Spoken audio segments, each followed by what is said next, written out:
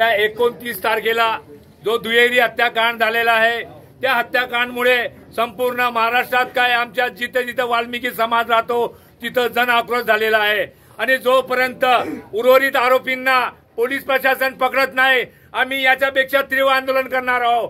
आम्ही माननीय प्रांत अधिकारी साहेबांना विनंती केली आहे की कृपया पोलीस विभागाने आतापर्यंत चांगली कारवाई केली आहे, परंतु कोणत्याही मोठ्या व्यक्तीच्या राजकीय नेत्याच्या दबावाखाली तपास करू नये। आम्हाला शंका आहे आमच्या नेत्याच्या हत्येमागे मोठ्या पदाधिकारीचा हात आहे। आमच्या लोकांना हाताशी धरून हा हत्याकांड घडवलेला आहे। आम्ही गेल्या 9 तारखेला उत्तर कार्यक्रम आहे त्यावेळीची पोलीस बंदोबस्त कडक व्हावा आणि आमच्या मेहतर समाजाच्या वस्तीमध्ये कडक पोलीस बंदोबस्त व्हावा।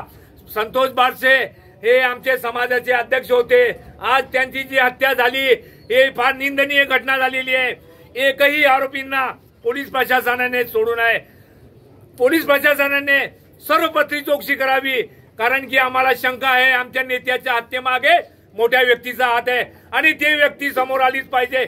आम्ही याच्यापेक्षाही तीव्र आंदोलन करणार आहोत। अखिल भारतीय सफाई मजदूर काँग्रेस महाराष्ट्र प्रदेश तर्फे आणि महाराष्ट्र राज्य मेहतर वाल्मिकी समाज पवनी पंचायत तर्फे संपूर्ण महाराष्ट्रामध्ये आमचे प्रत्येक जिल्ह्यामध्ये गावागावामध्ये आंदोलन आणि निवेदन सुरू आहे।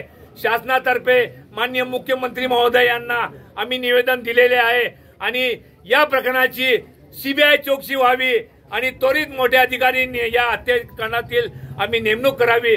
उद्या कालच्या दिवशी आम्ही माननीय जिल्हाधिकारी साहेब यांच्या आमच्या कार्यकारी मंडळाने भेट घेतली असता सर्व आरोपींना फाशीची शिक्षा व्हावी व उर्वरित आरोपींना शासनाने त्वरित अटक करावी ही विनंती करण्यात आलेली आहे। आम्ही मेहतर वाल्मिकी समाजाचा पोलीस अधिकारी व यांनी संयम पाहू नये। आमच्या नेत्याची हत्या झालेली आहे, हे दुर्दैवी घटना आहे, याचं गांभीर्याने प्रशासनाने दखल घेतली पाहिजे।